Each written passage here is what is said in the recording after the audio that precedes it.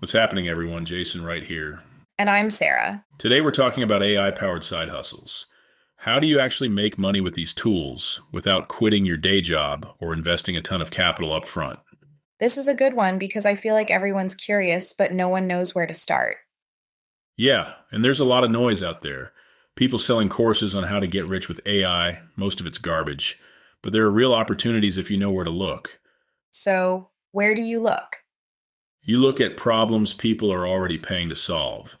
Then you figure out if AI can solve them faster, cheaper, or better. Give me examples. Content creation is the obvious one. Small businesses need blog posts, social media content, and email newsletters. They're either doing it themselves and hating it, or they're paying someone a few thousand a month. You can use AI to create high quality content in a fraction of the time. But isn't everyone doing that now? Everyone's talking about it. Not everyone's actually doing it well. The difference is curation and customization. You're not just running a prompt through ChatGPT and copying the output. You're understanding the client's voice, their audience, and their goals. AI handles the heavy lifting. You handle the strategy and polish.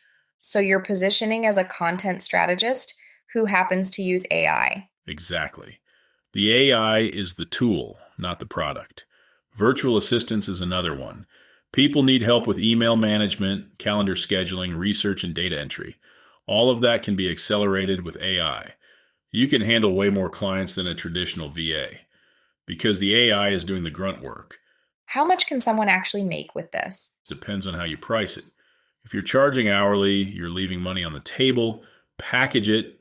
Offer a monthly retainer for a specific set of deliverables. I know people doing $3,000 to $5,000 a month with just a few clients, working part-time. That's solid for a side hustle. It is, and it's scalable. Once you have your systems dialed in, you can take on more clients without proportionally increasing your time. What about technical skills? You don't need to know how to code. If you can write a good prompt and understand what makes quality output, you're ahead of most people. The technical barrier is gone. The real differentiator is how you apply these tools. What's a low barrier way to test this? Pick one service and offer it for free or cheap to one or two people.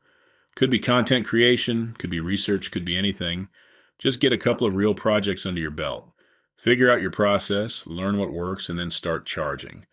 And what should people avoid? Avoid trying to do everything.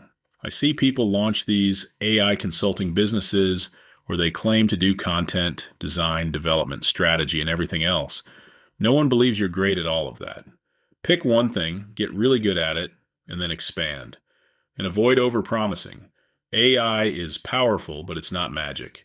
Don't tell someone you can replace their entire marketing team for $500 a month. So be realistic about what you can actually provide. Be realistic, over-deliver when you can, and build a reputation for quality. That's how you turn a side hustle into something sustainable. Any final advice for our listeners? Start today, not next week, not when you have more time. Today. Pick a service, make an offer to someone you know, and see what happens. The only way to learn this stuff is by doing it. If you're listening to this podcast and you like what you hear and you're curious about doing something similar for your own business or your own brand, your next step is simple. Go to intentionallyinspirational.com, click the blue button, and book a call with the human version of Jason. We'll talk through what it would actually look like to launch your own AI-hosted podcast, what's involved behind the scenes, and whether it even makes sense for your business right now. Thanks for listening. Catch you later. See you in the next episode. Thanks for tuning in. Until next time, stay curious.